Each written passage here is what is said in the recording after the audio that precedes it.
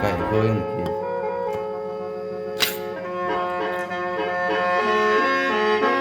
โอ้ยนอลาย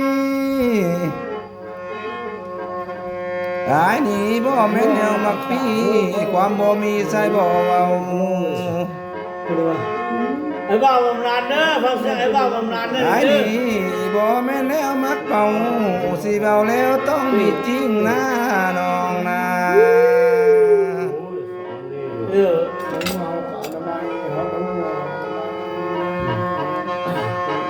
อย่างแต่อายนี่นะ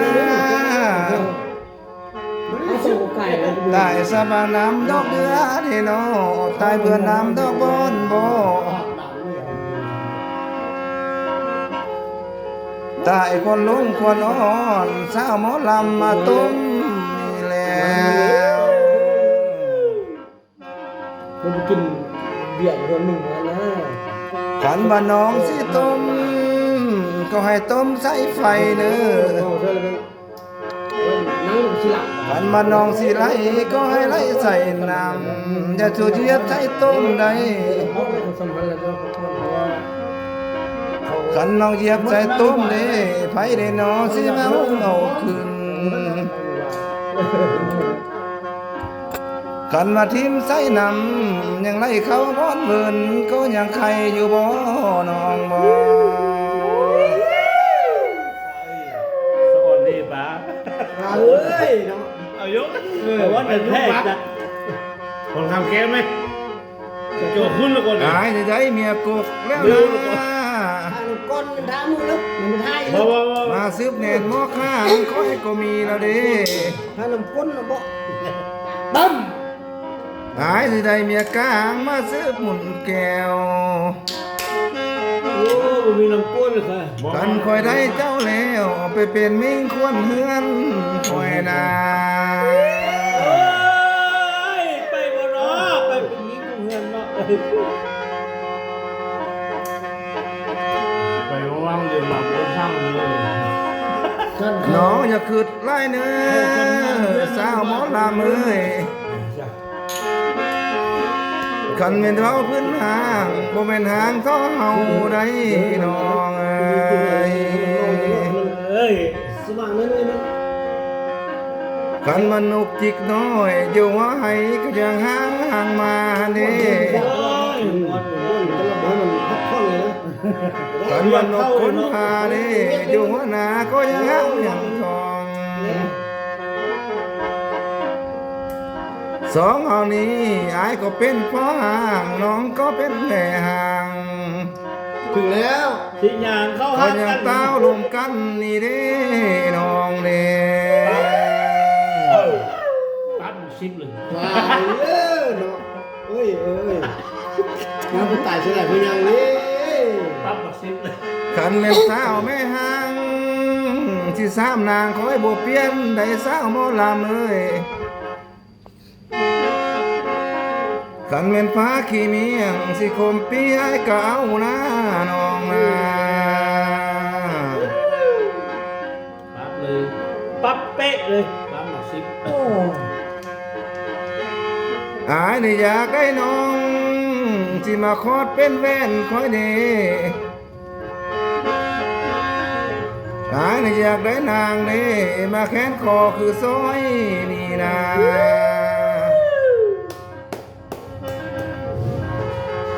อายนี่อยากได้ลาญาติย่อยไปเป็นคู่ห้องนอนสายเด้น้องเด้ โอ้ยไอ้ขโมย นอนลากูได้เลยมีอาการนะ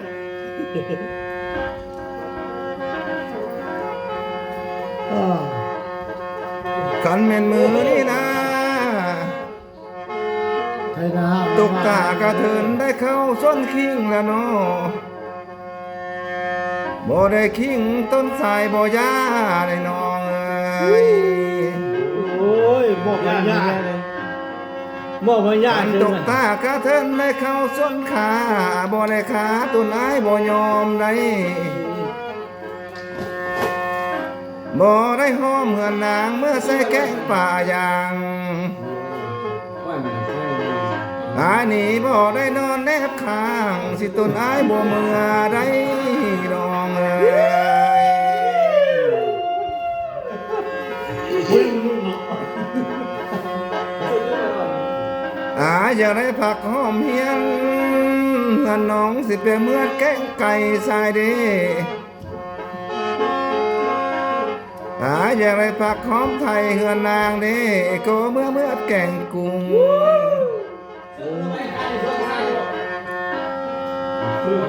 คันว่าอายนี่บ่ได้นอนห้อมหุง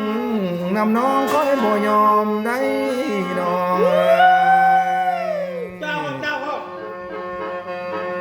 เงี้ยเลยแบบนี้เพี้ยนชบเปลี่ยนชบ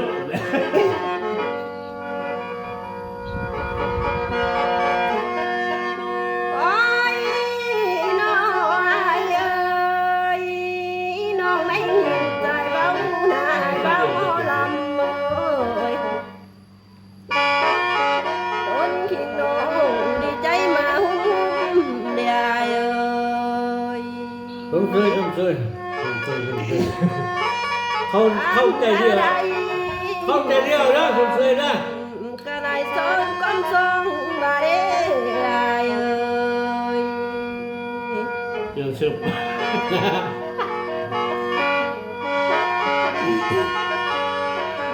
โอ้ยน้อยเอ้ยเก็นน้องบ่ได้ไอ้นายเอ้ยอันว่าต้นที่น้องจิตตัดสารบ่หัวเลยได้ไอ้เอ้ย เห็นหน้าหม้อโอ้ยพึ่งมักแหงเลยจะได้เอาเลย บ่ได้สาย ปีเดียวเอา มาเป็นหมอนางไอ้เอ้ยบ่ไฟเข้ามาสอนนี่ได้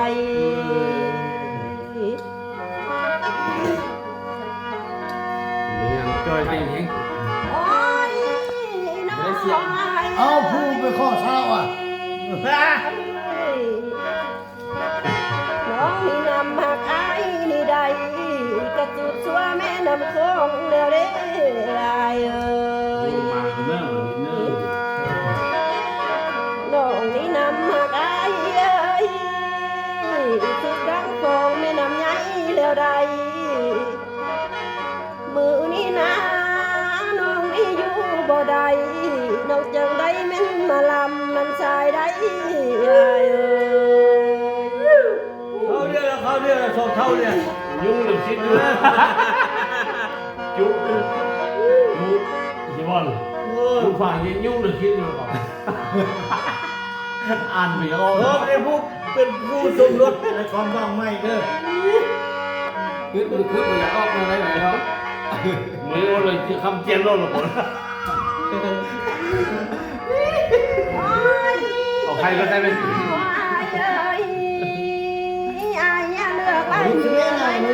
ขโมย แม่งมาที่นี่ลงก่อน แอนอายเลือกไว้จูโดยไว้ผู้ผัดโบหิโอได้เอ้ย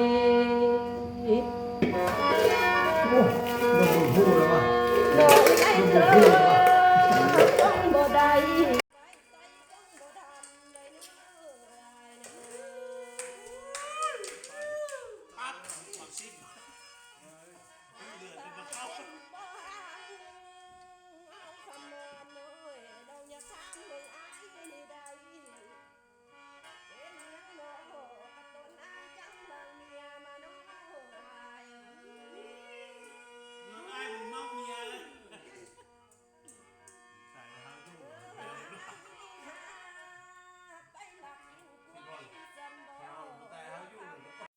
นั่นใดน้อยเจ้ากินแล้วก็สาบานเพื่อนบ่อำนั่นใดอายเอ้ย ผมกัน โอ้ยน้อยอายเอ้ยอายก็เป็นหยังโนน้องอยากถามมึงอายหันจะเมียกบอายตนอายก็ที่บางแล้วเด้อายเอ้ย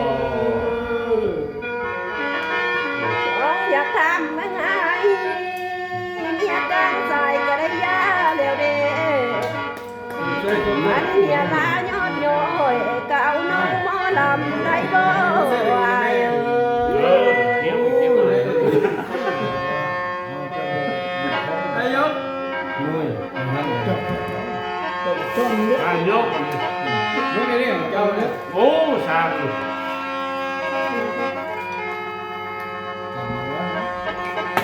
โอ้ยนอละ ลงเลยลงเลยลงเลยลงเลย อายดีเวียนหาน้องสิคือสางเวียนว่ายนี่นอละนออายดีเวียนหานางคือควายเวียนแรงอาจจะเวียนแข้งที่ขอเข้าเหือนนางได้บ่น้องบ่ ได้มาเกี่ยวเข้ามือแรงเธอได้นอนเกี่ยว น้องผู้ถามข้าวไอ้สาวหมอลำเอ้ย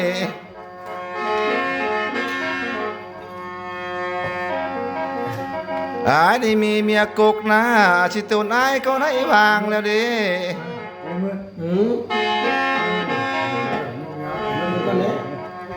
ย้อนว่าใจของนางสิบ่ทำใจซื้อนี่แล้วย้อนว่าเมียของอายสิมีสู้ก้นใส่หันเด้น้องเด้ โอ้ยมันรุ่นเหรอ อายนี่มีเมียกลางนี่นะพัดถึงนางใจถอยเด้น้อ ลายล้วนเลย มีแต่ดาได้ปล่อยที่ตนอายอยู่บ่เป็นได้น้องเอ้ย สอนเลยบ้างสอนก่อน แต่ ทุกเปอร์เซ็นต์จักเลย เท่าหิ้ง นะไม่เสีย โอ้ตายว่ะโย ยานแต่พ่อแม่น้องบ่แบ่งอายเดี๋ยวมันนะสาวหมอลำเอ้ย ยานแต่พ่อแม่นางบ่ปันสายแนวเขานี่น้อ เจ้าเข้าไปย่าง ปันให้อายแต่แนวมักเป่าสิคืนฟาดบ่ลงคอบ่น้องบ่ พระเอกกับพระเอกพระเอกกับนางเอกเจ้าเดียวกันดีเด้อเยียบลงไปเยียบไป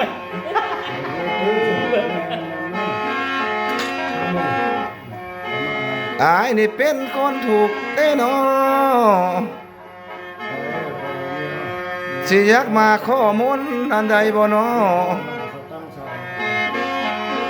อายนี่เป็นคนจนสิอยากมาขอเพิ่งขอสนหุงปิกหน้านำเด้อสาวหมอลำเอ้ยขอสนกาปีกเขียนสิเวียนเข้าเหมือนเจ้าหน้าน้องนา ได้โยยิงมือแล้วก็ ซับตัวซับตัวก็อุ้มมือตัว น้องผู้ป้าลีกว้าง คนมือเลยคนมือแล้วก็ สิปูไปให้มันเลื่อมแน่เนอ แล้วก็ อายนี่นามีแตะพื้นสาเทียน สิปูได้บ่เลื่อมไผใดน้องเอ้ย เอาอันนี้ลองลงเอาสมเสย